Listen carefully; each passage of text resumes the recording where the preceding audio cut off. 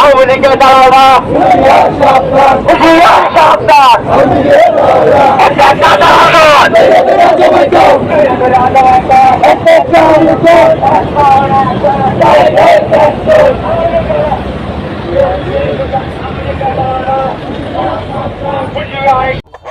হ্যাঁ